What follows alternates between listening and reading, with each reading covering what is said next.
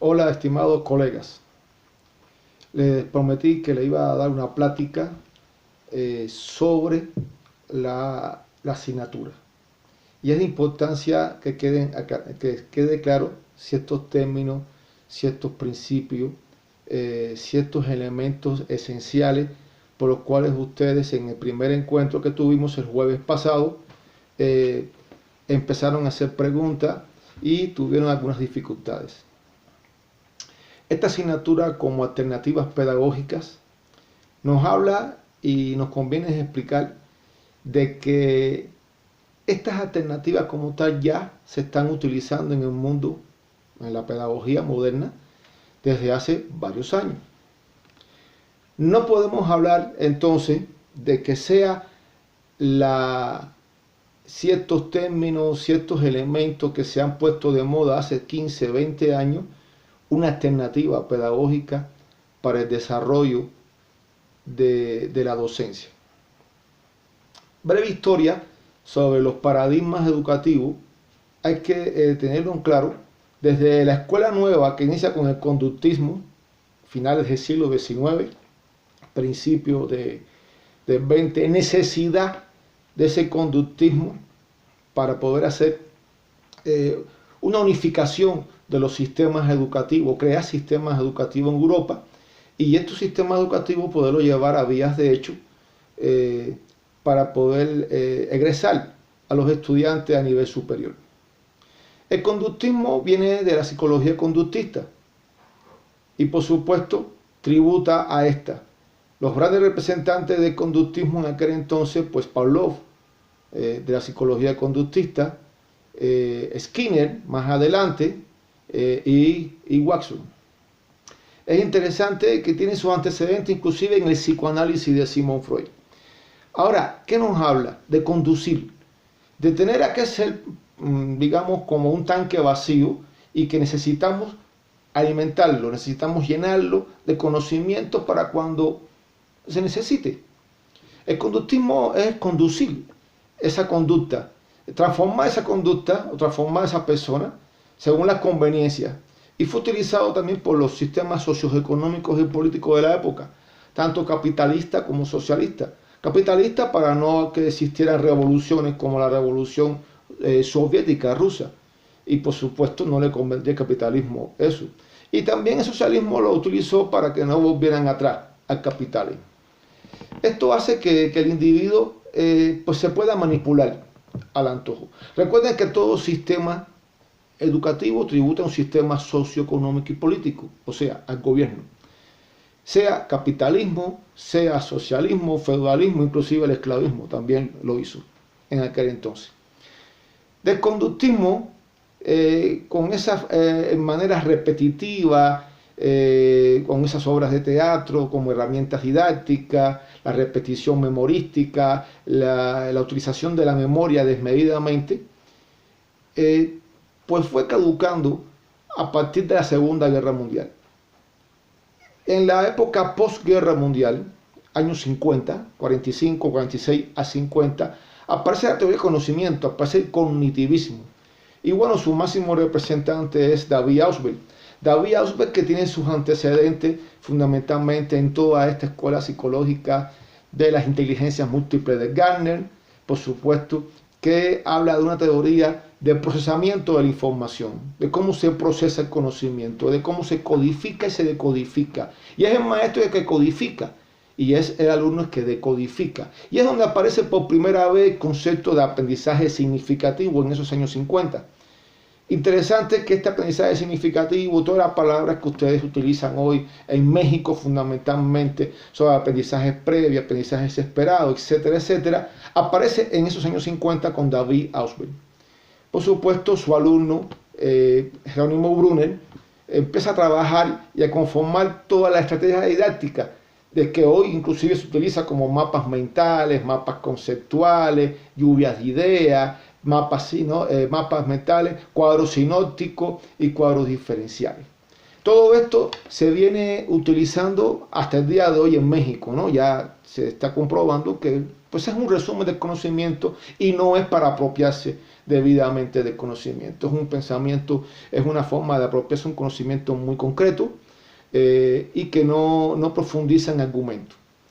A partir de esa decodificación, de este procesamiento de la información que se realiza con el cognitivismo, no bastaba. Ya en los años 60, inclusive empieza a realizarse otra teoría. Inclusive cada paradigma educativo, recuerden que cada paradigma educativo viene en una teoría y viene inclusive una tendencia en cierto momento. Tendencia porque es la moda en ese momento. El conductismo fue tendencia a principios del siglo XX hasta mediados del siglo XX. Inclusive puedo decir que todavía hoy existen escuelas conductistas.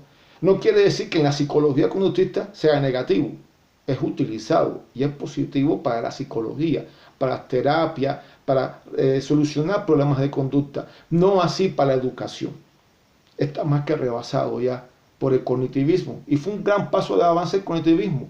Cada paradigma educativo también tiene diferentes aristas. Por lo tanto, existen también varias variantes. Ahora aparece entonces, años 60, el constructivismo. Pues Jean William Piaget venía del cognitivismo, de la teoría del conocimiento, había sido primero cognitivista y entonces empezó a elaborar la teoría del constructivismo. Interesante es cómo Brunel transita entonces del cognitivismo al constructivismo y hace lo mismo que en el cognitivismo. Hace entonces todas las estrategias didácticas, o sea, todo el andamiaje completo didáctico, donde dice, bueno, si en el cognitivismo los alumnos, el profesor hacía el mapa mental a partir de la misma lluvia de ideas que él hacía, y los alumnos solamente decodificaban los códigos que él ponía, el alumno simplemente era un procesador de la información, pues ahora en el constructivismo el alumno va a hacer todo. Por lo tanto, el alumno codifica, decodifica. Y estamos hablando de ese cognitivismo que surge después de la Segunda Guerra Mundial, con el auge de las neurociencias, con el auge de la computación y transformar entonces la mente humana en una computadora. Claro, estamos hablando de que la mente humana es analógica y la computadora es digital y es muy diferente. Pero bueno, se intentó hacer esto en esa búsqueda, había un desarrollo de las neurociencias y empezó a ver cómo era que se procesaba esa información en el sistema nervioso central. Por supuesto, todo esto tiene que ver con ese auge de la ciencia después de la Segunda Guerra Mundial, la computación, las neurociencias, todo esto se desarrolla. Y bueno, ese cognitivismo inclusive trajo como consecuencia un nuevo pensar de trabajo por proyecto, de lo más importante era cómo el alumno procesaba. Me importaba menos el problema, el resultado final. Me importaba más cómo el alumno procesa la información. A partir de ahí, de ese constructivismo que surge y tiene auge en Europa en el siglo XX, años 60, 60 y pico, hasta 70, Europa se ve colmada completamente de la construcción del conocimiento. Aquí vamos a ver también que cada autor refleja la época en que surge el cognitivismo después de la Guerra Mundial, el constructivismo, entonces ya los años 60, 70, desarrollo de Europa, desarrollo de inclusive hay que verlo desde un punto de vista político, carrera armamentista, Guerra Fría, etcétera, etcétera. Que por cierto estamos llegando a eso en estos momentos por la política esta de Donald Trump, etcétera, etcétera, ¿no? Que vamos hacia esa tendencia, desgraciadamente. Ahora, ¿qué sucede entonces con el constructivismo? Pues simplemente llega un momento en que se queda corto, en que se inicia toda una información, todo un trabajo en las universidades, donde empieza la globalización, empieza entonces a veces, digamos, chico el constructivismo con el respecto a cómo el alumno va a intentar y va a apropiarse del conocimiento. ¿Por qué? Porque el alumno pues simplemente es un investigador nato, pero solo, solitario. Y no hablamos del constructivismo clásico, no estamos hablando de mezcla. Voy a explicar una cosa. Cada paradigma educativo tiene base filosófica específica. Y la mezcla de esta es un desastre. Es una gran ignorancia de pedagogos, psicólogos, doctores, autores, de paradigmas de enfoque, de mezclar y agarrar didáctica de cada paradigma, porque tiene bases filosóficas diferentes. Constructivismo y cognitivismo tienen una base filosófica idealista de la filosofía clásica alemana, el Immanuel Kant, Hegel, Feuerbach. Por lo tanto, ellos conciben, en ese caso, constructivismo y cognitivismo, pues conciben la realidad que puede ser subjetiva y no específicamente objetiva. Por lo tanto, no hay que validar nada, no se debe de comprobar, no es necesario comprobar. De ahí que las investigaciones científicas, con una propuesta, usted simplemente se hace máster o doctor. Se considera así todavía en universidades de México, cuando debería de validarse la teoría en la práctica como criterio de la verdad. Pero eso es un pensamiento materialista, que es el gran problema hoy que existe en la filosofía. La pelea, el choque entre el idealismo y el capitalismo. Hoy los grandes sistemas educativos tienen su base filosófica materialista, sean de Finlandia, de Dinamarca, de Noruega, de Cuba. Inclusive, universidades y escuelas de Estados Unidos están utilizando una base materialista en su diseño curricular, porque es donde es más efectiva, porque toda teoría debe de comprobarse en la práctica y el alumno se estimula, se motiva, se aprende más cuando comprueba lo que está haciendo. Esto no lo marca ser constructivismo. Aparentemente hoy algunos autores lo quieren hacer ver así, pero en sus inicios y en su realidad, en su esencia, no es así. Imagínense que el mexicano o que el latinoamericano supiera que en las primeras 3 horas de trabajo ganó el salario de las 8 horas. Se llama plusvalía y es economía política del capitalismo. Por lo tanto, eso se oculta por necesidad. Y esas son las bases muy diferentes que tienen cada paradigma educativo. Si hablamos del conductismo, siglo XIX o XX, pues estamos hablando de Rousseau, estamos hablando de la Ilustración, estamos hablando de esa economía, de esa educación, digamos, económica, que no tiene, bancaria, que no tiene nada que ver después con el constructivismo y con las bases filosóficas idealistas. Tenemos que ver que entonces finales de 60 y principios de 70 también surge, interesante, surge una variante. Surgen 2 autores, uno en Estados Unidos y uno en Brasil, Carl Rogers y Paulo Freire. Carl Rogers, norteamericano, en plena guerra de Vietnam, en crisis económica, problemas, guerra fría, y Brasil, Paulo Freire, con dictadura brasileña, fascismo en Brasil, una dictadura militar terrible que aniquila gente, donde cada cual, inclusive cada uno de ellos tiene problemas existencialistas, cada uno de ellos. Uno se va, Carroll se va a Asia y se va a ver los monjes, y se va a ver aquí, termina en el Tíbet. Y entonces regresa a Estados Unidos con una idea muy diferente y empieza a escribir sus obras. En el caso de Brasil, pues se trata de hacer el hombre más feliz dentro de todos los problemas, de que puede solucionar sus problemas, de que puede ser hermano del prójimo, etcétera, etcétera, etcétera. Y se une un poco del materialismo y se une un poco de religión católica y hace una mezcla bastante errada. ¿Por qué? Porque el humanismo en Brasil, si bien tuvo una idea, una concepción, educar a todos, que es positiva, también no llegó más allá, porque tuvo también límites. Tanto fue así que en los finales de los 90 existía entonces constructivismo clásico en Argentina, humanismo en Brasil, y habíamos unos contrastes en que cada escuela también tomaba ciertos elementos constructivistas, humanistas. El humanismo no tiene metodología, no tiene herramientas didácticas, no hay procesamiento de la información, no hay mapas mentales, conceptuales, ni mucho menos. Por lo tanto, aquella institución que se diga humanista tiene que concebirse esto como tal. Si no, lean las obras de Carl Rogers, si no, lean las obras de Paulo Freire, que sí era pedagogo, porque Carl Rogers era más psicólogo y Paulo Freire era más pedagogo. Si hablamos también del humanismo, tenemos que ver los elementos políticos, económicos del humanismo. En este caso, vamos a verlo en otros autores que no específicamente Paulo Freire ni Carl Rogers, que es Maslow. Maslow con su pirámide y nos habla del obrero, de necesidades fundamentales del ser humano, hasta consolidar todas las demás necesidades que tiene este ser humano. Entonces vamos a ver estas tres figuras clave que piensan según su época.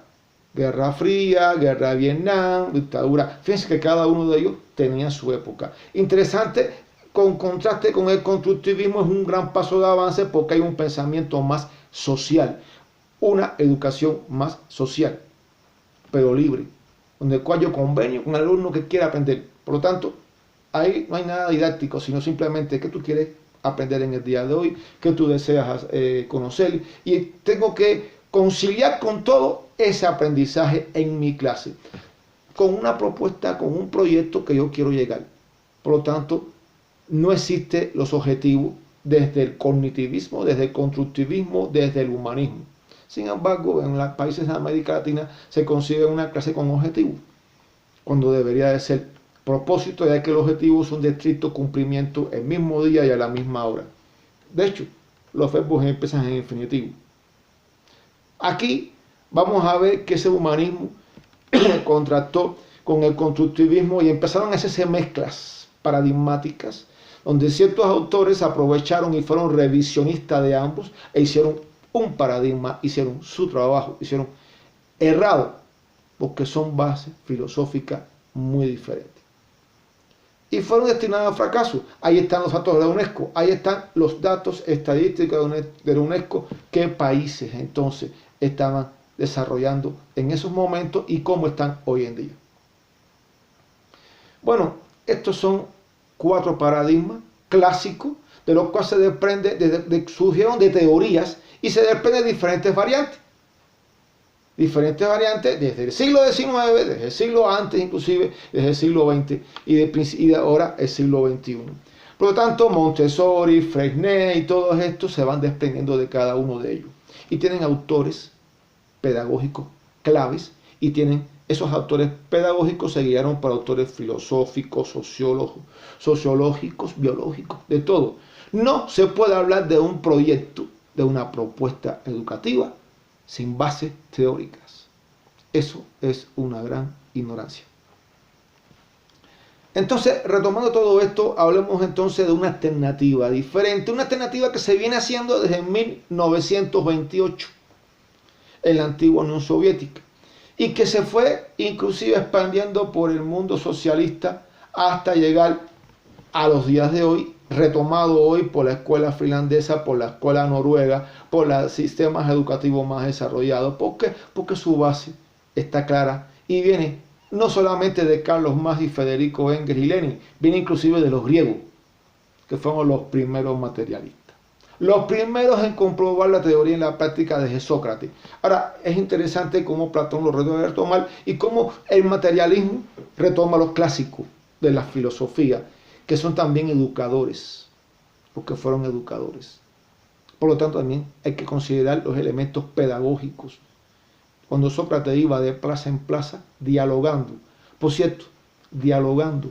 Aquella me recuerda a mi amigo Julián de Subiría, en esa didáctica dialogante que propone, que no es nada más que un trabajo interpsicológico para después hacerlo intrapsicológico, y estamos hablando de un aprendizaje social. Y hablamos y llegamos ahora a lo que es el aprendizaje social. ¿Por qué? Porque no le convenía al capitalismo un aprendizaje social.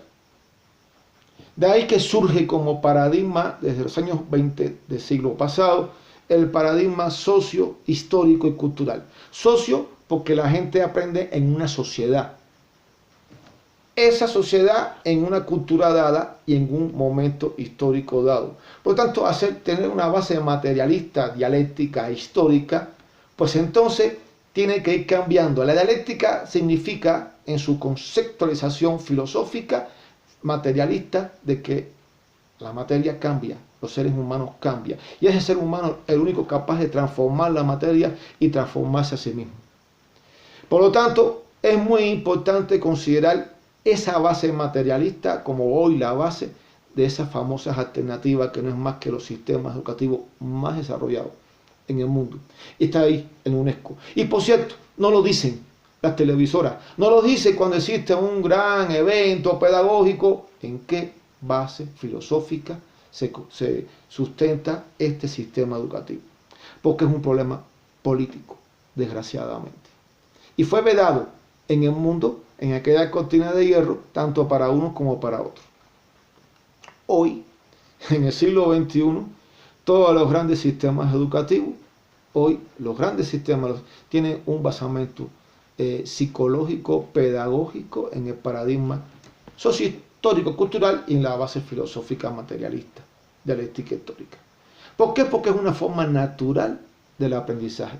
Aprendemos en sociedad. Por lo tanto, de nada vale de que yo haga un experimento solo y me equivoque 500 veces cuando lo puedo hacer colaborativamente con 4 o 5 compañeros, de los cuales me ayuden, aprenda yo y también yo ayude y aprendan ellos. Eso es aprender de todo. Y esto es importante. Aprender de todos significa una interacción psicológica para poder trabajarlo intrapsicológica como ley genética del desarrollo psíquico.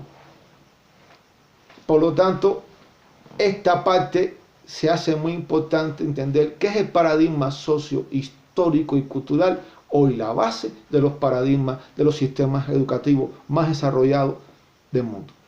El paradigma socio-histórico-cultural que tiene su basamento en las didácticas desarrolladoras, didácticas que nos hablan entonces a nosotros de qué, pues simplemente de una didáctica en la cual me convierto los salones de clase en salones de experimentación, de debate, de crítica, de colaboración, de trabajo en conjunto, donde está abierto ese currículo de manera tal de que puedo hacer las adaptaciones que necesariamente se hagan, a partir del conocimiento del alumno social, de la familia, de la escuela, de la comunidad, del vecino, del amigo, del padre y de todo el mundo, porque eso es necesario para poder planificar una clase y no planificarla por unidades, porque nos vienen por indicaciones. Y planificar el día antes, no 15 días antes, eso es un error garrafal, porque a veces en la misma clase que estás dando se te tiene que cambiar tú lo que estás haciendo por ciertos elementos cognitivos, problemas que pueden existir, en fin. Por lo tanto, hay que hacer un buen diagnóstico, una caracterización del alumno. Y Vygotsky, en este caso, que es el pionero del paradigma sociohistórico-cultural, junto con Vygotsky, junto con Luria y con Leontiev, hacen este paradigma, pero después tienen sus seguidores que lo van actualizando y seguirá teniendo seguidores según vaya cambiando el momento histórico, la sociedad y la cultura en que se vive. No es igual el paradigma sociohistórico del sistema educativo finlandés al paradigma sociohistórico del sistema educativo cubano o al paradigma sociohistórico cultural del sistema educativo dinamarqués o canadiense. Y son los sistemas educativos que hoy están más desarrollados. La didáctica desarrolladora nos abre un marco muy colaborativo entre los alumnos, alumno, profesor, alumno, vecino, alumno, amigo, alumno, adulto.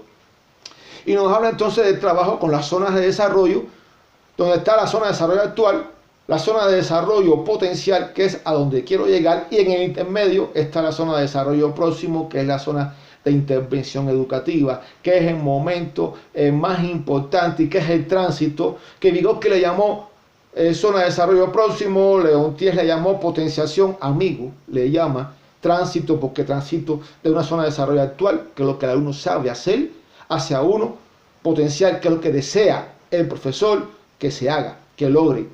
Y esa parte existen mediadores, porque somos mediadores, nosotros somos los mediadores del desarrollo de la personalidad, somos uno más que influimos en la personalidad, junto con la familia, junto con la comunidad, junto con la televisión, junto con el internet, junto con el WhatsApp, junto con todo, que en esa época Vygotsky no lo tenía, apenas empezaba el radio. Entonces, si Vygotsky viviera hoy, entonces tendría que decir que el alumno es ayudado por el adulto, y también por la televisión, por el internet, por el WhatsApp, y bueno, también los libros, ¿no? Que todavía lo leemos, algunos. Y esto es muy importante comprenderlo, entenderlo, y vamos a ver entonces, y les doy a ustedes que saquen sus propias conclusiones sobre qué paradigma educativo basaría entonces esa alternativa. Si hablamos entonces de competencia, no se puede ubicar en ningún paradigma educativo, no es teoría, porque no tiene base filosófica, psicológica ni pedagógica que lo sustenta. Simplemente es un enfoque que se le quiso dar desde un punto de vista de las políticas neoliberales, fíjense bien, neoliberales, para sustentar el PIB, Producto Interno Bruto, y buscar profesionales bien específicos, digamos, con competencias profesionales muy altas, pero deja atrás toda colaboración.